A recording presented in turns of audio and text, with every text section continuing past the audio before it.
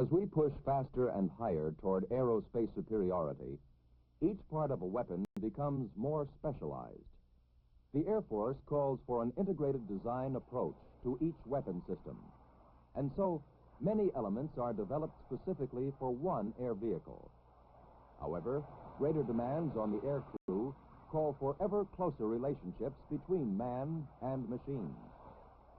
Instruments, therefore, have been a major exception to the weapon system concept, seldom designed specifically for any one weapon system. Perhaps the most important reason why most instruments are standard Air Force items is training. Imagine the confusion if a pilot faced a completely different panel each time he changed aircraft. Imagine some vital split second while the pilot adjusted himself to some new reaction from an unfamiliar instrument.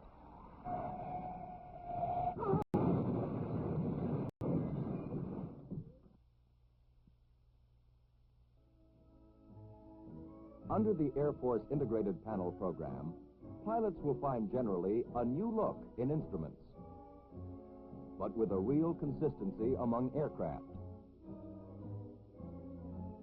Pilots need the best balance between the specialized panel, which fits only one model of aircraft, and the rigidly standardized panels, which fit all aircraft but don't really do the job on any of them.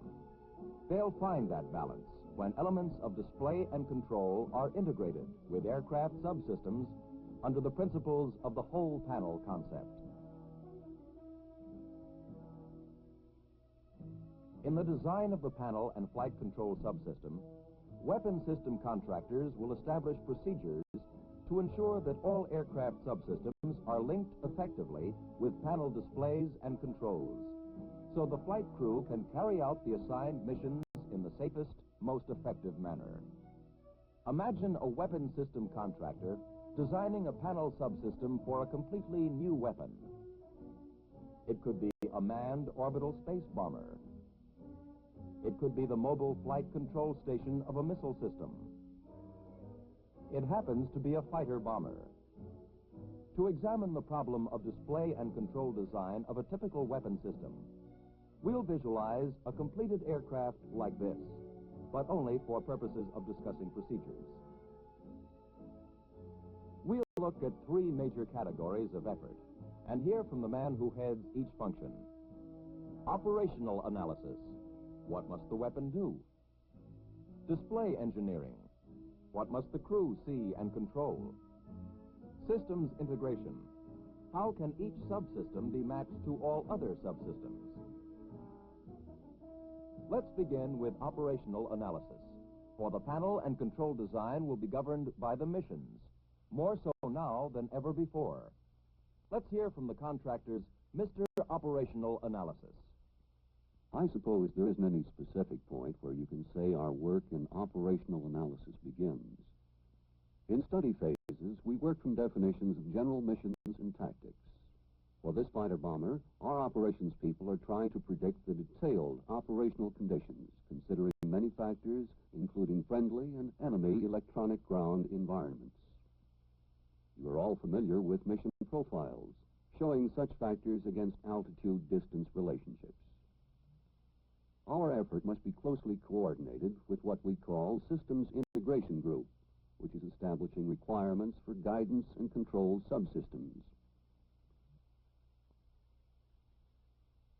Our work in systems integration includes the assembly of information on flight control equipment to fit the requirements of the weapon system missions.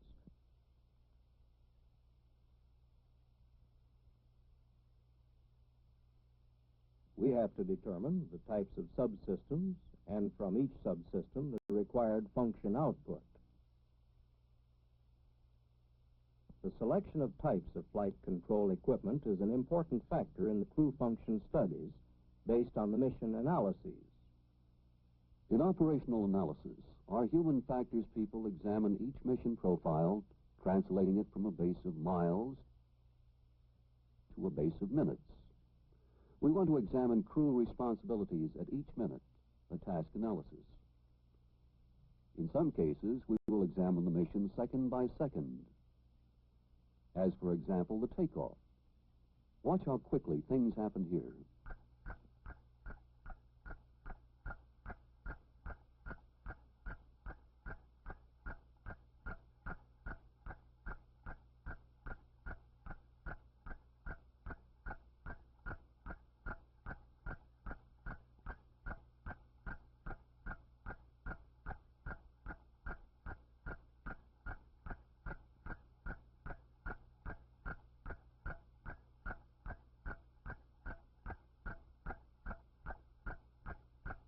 Second-by-second analysis of crew responsibilities is required during some flight phases. Longer analysis intervals are used on other phases, where the requirements are essentially constant for longer time periods. We keep alert for phases such as the attack, where perhaps too many things must happen at once.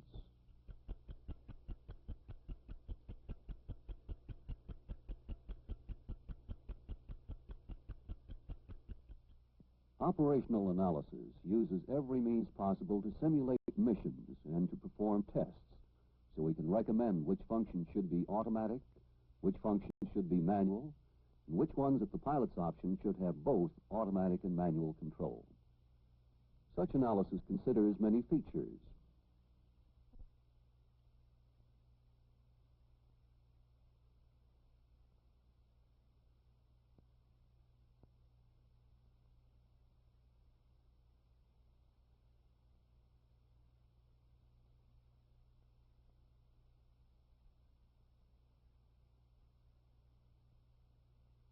Our overall consideration is that the flight crew is superior to machines to carry out operations demanding motor skills, to recognize and interpret complex patterns, and to maintain flexibility of decision. While we work on the crew function study, we supply detailed analyses of the aircraft missions, including three-dimensional mission models, to the systems integration people. By this time, systems integration has a preliminary schematic drawing of the flight control system. We consider the mission according to subsystem rather than flight phase. This is takeoff flight phase, climb flight phase, followed by cruise, descent for the attack, penetration to the target, and so on. But when we consider the subsystem, which is providing guidance information to displays and to the autopilot, we see that a TACAN system governs this portion of the flight. So the climb and a portion of the cruise would be in a TACAN mode. We see that another portion of the cruise and this descent penetration are another mode, in this case inertial.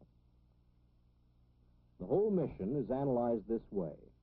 In this area, data link controls the recovery and return to base by systems such as VolScan. The final mission phase is approach and landing, perhaps in an ILS mode. So this, combined with timeline operations analysis, gives us a good basis for our study of what the crew must see and do. This determines the signals that must be supplied to display and flight control.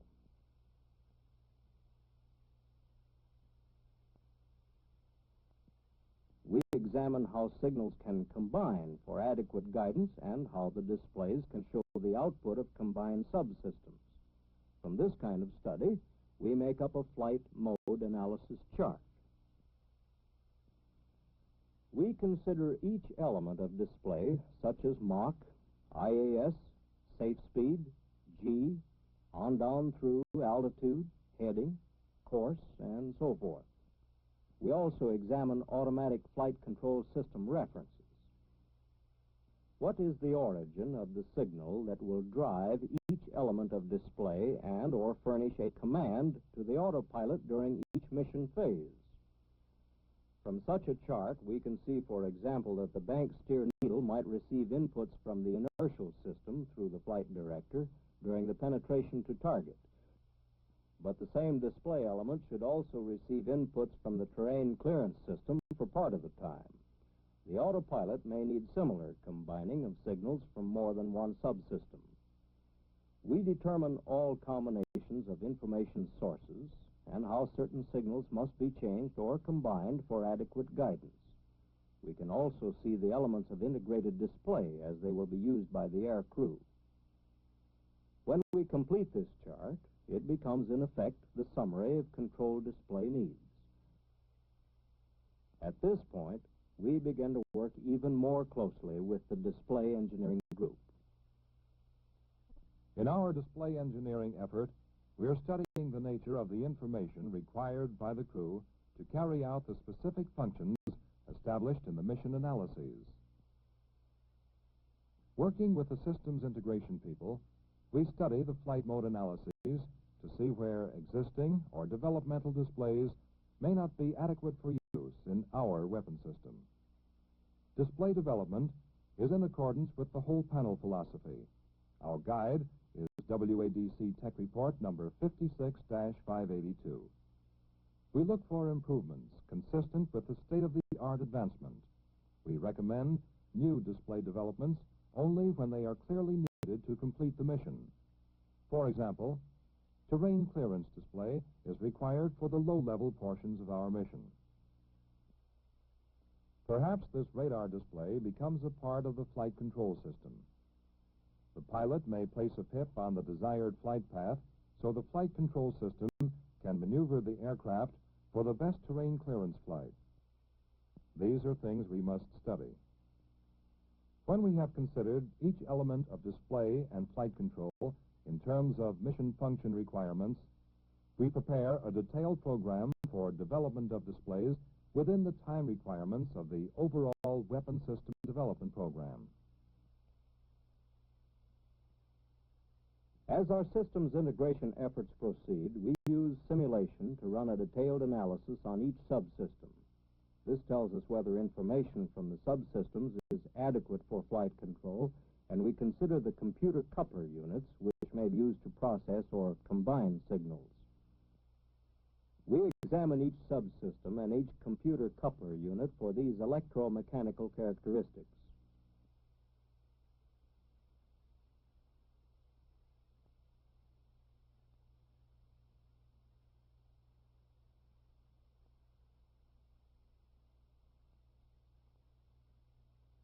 From this report, we proceed to a detailed system block diagram showing signal inputs and outputs between subsystems and to panel instruments.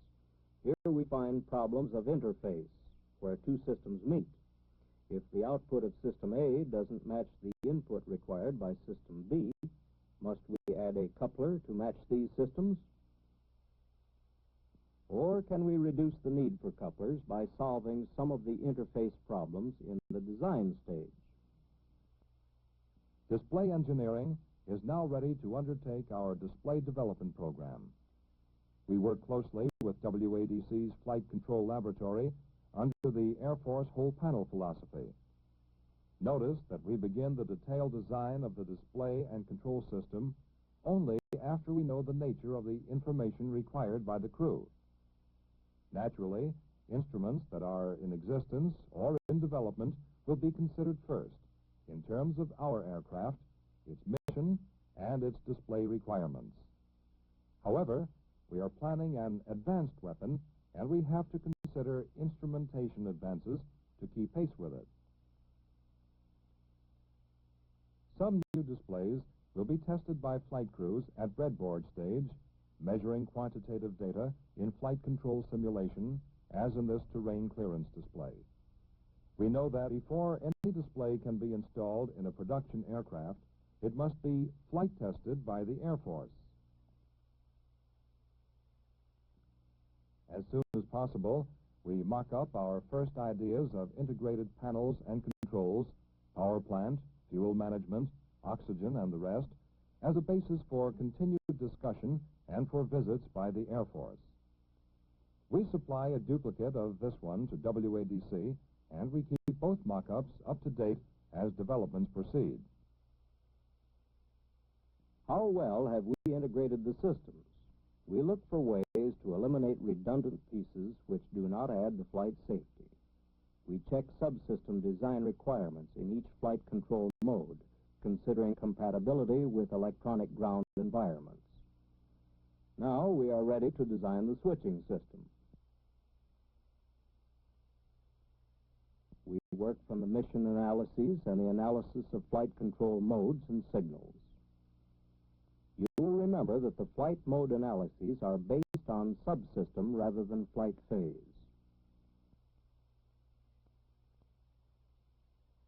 We do not think of this as climb mode, but rather by its subsystem phase, such as TACAN.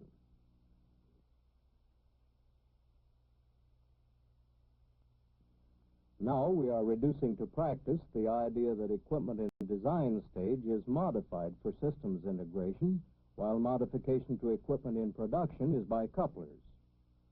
Constant re-examination of the mission will show the need for interlocks to prevent inconsistent display or control.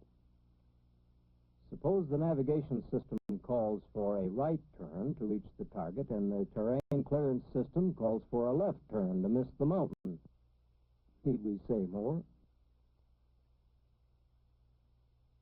The layout of the flight control system shows an integrated switching package developed from our system block diagram.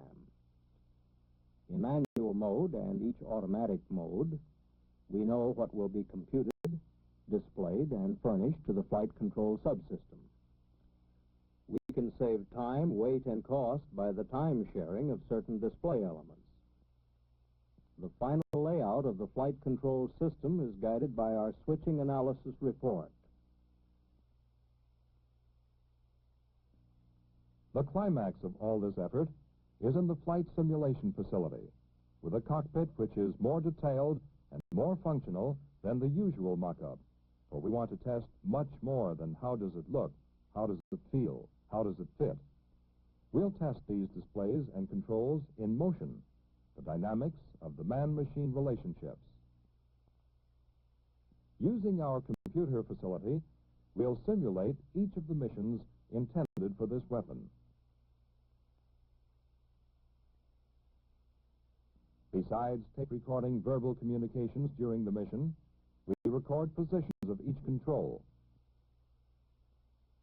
At this point, we are asking ourselves, how efficiently can the crew operate this system? Can we change anything now to improve this efficiency? We're going to fly this mission in detail, as closely as possible to a real-time basis. We estimate the time for mission planning has already occupied the pilot 1 hour, and the pre-flight inspection 30 minutes. 11:30, takeoff time minus 30, and the pilot is briefed to fly this mission. The aircraft will take off from this base, will climb to altitude, and cruise out. It will descend to the deck before reaching the main line of resistance and stay under predicted radar line of sight. Penetration to the target is high subsonic. After the lab's delivery, escape is on the deck. Climb to most efficient altitude and cruise climb until the recovery system, under data link, controls descent to instrument approach. As we watch this simulation of procedure before starting engines, let's extend our imagination and see how close we can come to visualizing the mission. What are the considerations of this weapon and its missions that affect design of its control and display systems? For example, with this location of air inlet duct, air can be sucked from the cockpit during engine operation. Therefore, the canopy position is internally wired with the starter switch, so the canopy must be down before the engine can be started. We visualize a second-by-second operation, considering each function of each subsystem, each element of display and control which affects the crew. Example, we anticipate that a man on interphone can help ground safety if he hears each step of engine start procedure as read by the pilot from the checklist. We provide a hot mic control so that the pilot can have both hands free for the engine start without pressing a button to talk on interphone. We consider which systems must be checked with engine running and how long it will take to check each one. What can we do with displays and controls that will minimize this time and will get the aircraft into the air with more fuel aboard? Obviously, we must check the functioning of flight control surfaces and hydraulic systems. What do we need besides the usual ground crew pilot intercommunication? Are we providing displays and controls to make this check in the least possible time? Is there a better way than an independent check of each separate system? In the interpretation of fluctuating gauges during transients, how much should we expect of the pilot? Check flight controls, check trim systems, check compass systems. What are the crew functions? What are the best displays and controls? And how long does it take? Ready for taxi. T-minus 8 minutes. What displays need monitoring during taxi? Besides steering the aircraft, what controls must the pilot actuate?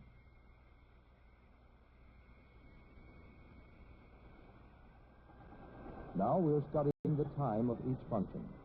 The next few minutes are full of busy seconds and critical seconds. Time, T-minus 0. Release brakes, throttle to afterburner. Watch exhaust temperature. Watch nozzle position. Check engine pressure ratio now. And all this time, steer down the runway, first nose wheel steer, then rudder. Lift nose wheel at just the proper speed to fly off in the least ground roll.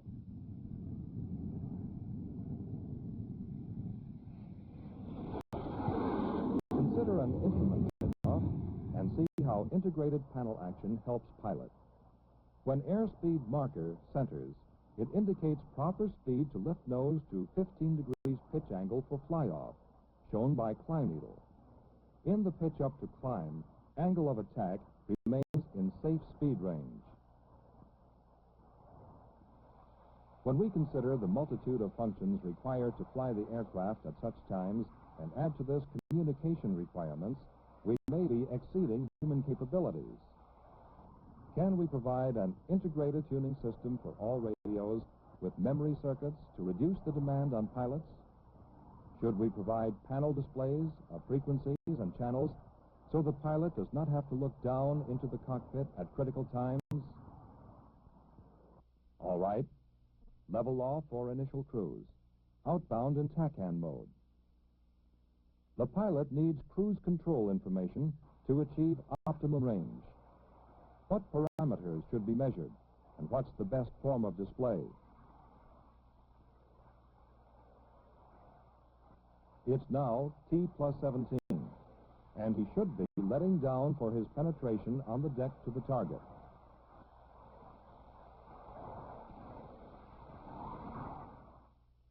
In our analysis, we assume turbulent conditions at these low altitudes, and we figure that the pilot's shoulder harness must therefore be locked. But let's examine this locked operation. Can we put important controls such as gun and camera switches on the panel? The panel must be 30 inches away for seat ejection clearance, yet normal reach with locked harness is only 28 inches. Should all important controls be mounted on side consoles with linked panel displays? It's questions such as these, with interrelated aspects of operational analysis, display engineering, and systems integration that come out of such flight simulation studies. We try to visualize all the factors which influence each phase of the mission favorably or unfavorably. We consider the inputs that can be derived, computed, and displayed in terms of situation. Look, for example, at a lab's delivery and how it might appear on instruments with a programmed escape maneuver under automatic flight control. And remember, over the target area, things happen mighty fast. In the center attitude director, the horizontal needle commands a 4G pull-up until bomb release. Now the programmed escape maneuver commanding a quarter roll and a dive out to a new heading.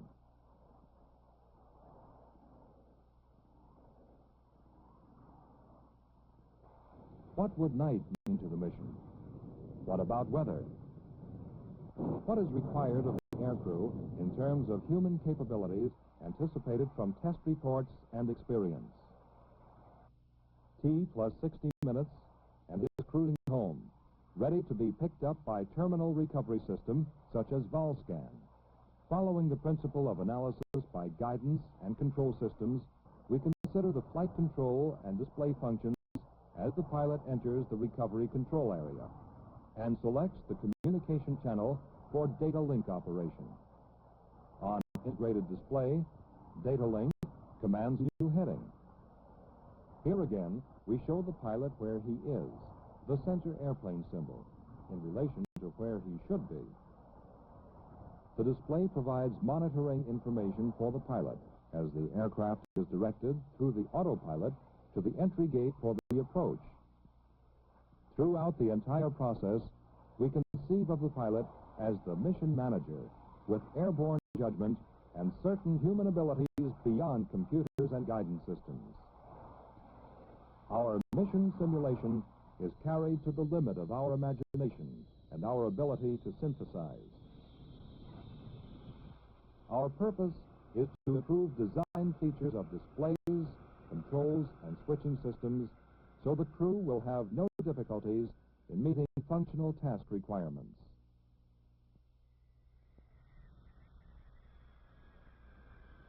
Mission completed, and we begin our analysis. We conclude with a report which identifies problems and recommends action to meet requirements. But our job really continues through flight test and delivery of the production articles. We have visualized three major categories of effort and the many steps of coordinated activity in a suggested development program for a weapon system contractor. What is your development program? The result of an effective program can be flight control and display subsystems, which provide the best balance between standardization and specialization, utilizing the decision-making capabilities of the aircrew and providing for each mission the most effective Air Force vehicles and weapon systems.